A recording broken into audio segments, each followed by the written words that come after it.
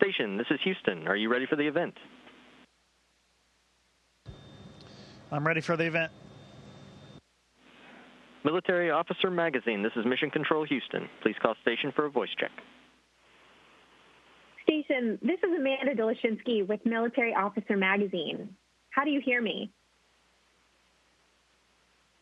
Hey, Amanda, I have you loud and clear.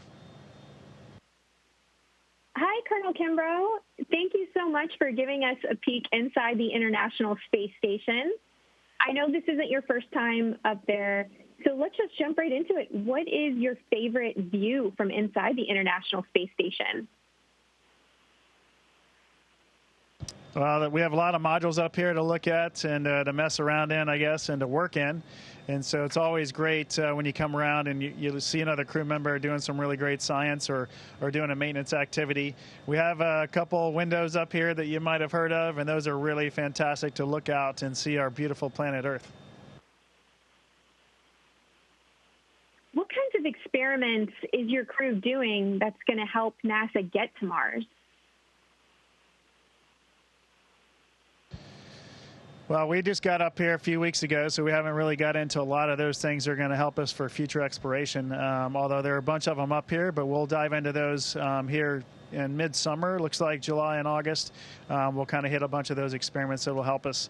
We're also doing a lot of neat things. Some of our crew members right now are working on a thing called celestial immunity, which is going to help people, help everybody back on Earth to figure out what kind of things we can be immune to and maybe ways to combat certain viruses. How does the flight on the Dragon compare to your time flying Apaches for the Army?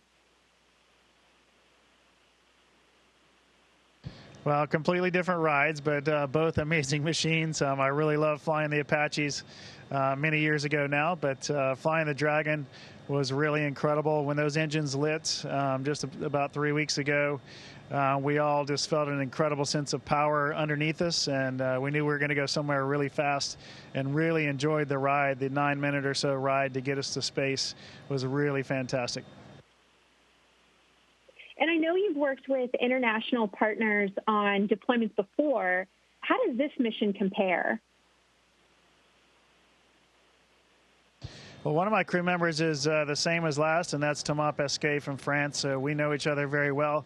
I also flew with a Japanese astronaut on my previous mission, and we have Aki Hoshide, who's the station commander now from Japan, so and a couple cosmonauts as well, so that hasn't changed no matter what vehicle we're flying on. So it's really fantastic to fly with people from different countries, to learn their cultures and learn, just what makes them tick and learn how to do things better, honestly.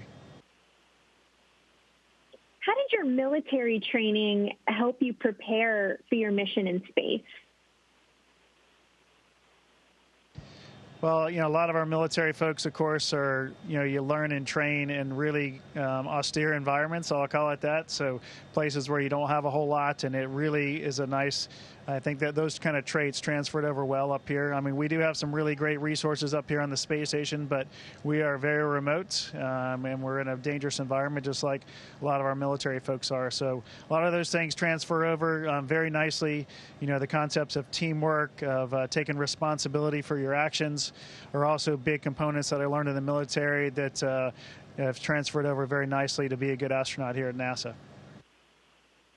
Now, obviously, you have found a really interesting career after your time in the military. What's your advice for other service members who are getting ready to transition into the civilian workforce? Yeah, mine certainly was unique. About half of my time at NASA was active duty, and then the other half now, actually about a third, has been as a civil servant. So it was a nice transition. I didn't really change jobs, so that was a really nice deal. There are plenty of those out there in the military, I know. So just look for all those good deals, so to speak. And of course, you had to work hard to get where I am, and other folks are no different. So whatever you're passionate about, whatever you're really interested in, I would encourage those folks to pursue those kind of avenues and do your best to hopefully get there. So I know that we are looking toward the future, and private rides to space might become a reality. What do you think about the average person being able to catch a ride to go to space?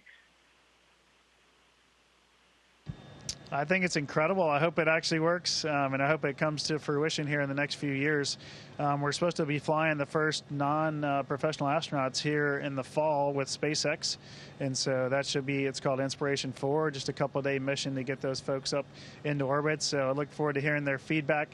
And it's going to be fantastic. I mean, when I go, after I come back and I speak to people about being in space, I really want them to have the chance to experience what I'm talking about. So hopefully this will be a way to open that door. Now, I know the U.S. has not launched a crewed mission to space since 2011, I believe. So what does it mean to you to see the U.S. starting to launch and be part of these missions again? Well, it's fantastic. I hope it's a great sense of pride for our whole nation. I was there just about a year ago when the first crewed mission launched out of Florida. And since 2011, like you mentioned, that was Bob and Doug when they flew on the first test flight of the Crew Dragon. And that was really exciting to be there for that moment for me. And then just less than a year later, I was doing the same thing myself. I never would imagine I was in that position. But again, I hope it's a great sense of pride for our entire nation that we're launching, and we have the capability again to take humans to low Earth orbit. Great. And sir, I know that military members can look back and think about mentors who've helped them be successful in their careers. Do you have somebody like that that you really look up to that helped guide you on your successful career? Yeah, I had many incredible leaders along the way throughout my Army career. General Jones, General Packett, to name a few right now, General Phipps, General Crutchfield were all great mentors of mine, Robert Douthit as well. So, you know, the list goes on and on. I was just blessed with great leaders ahead of me, and just learned a lot from them, and then have leaned on their advice ever since. Great. Sir, thank you so much. Is there anything else that you'd like to share with our MOA members back home? Well, we're going to have a great mission up here. I think, you know, we're up here for about 6 months, so we're just getting started. It's going to be a great time up here with our colleagues. We're going to be doing some incredible research and science, along with fixing this amazing facility up here, because things break. It's about 20 years old now, so we get to repair a lot of things as well. So we're going to enjoy our time up here, but looking forward to getting back home to our family and friends, and want to wish all the military members out there a safe journey on whatever you're doing. We're thinking about you all the time, and really appreciate your service to our incredible nation. Thank you. Thank you so much, Colonel Kimbrough. I appreciate your time.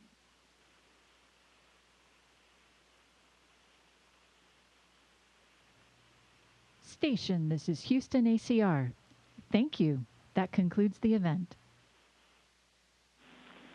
Thank you to all participants from Military Officer Magazine. Station, please stand by while we reconfigure video and audio communications.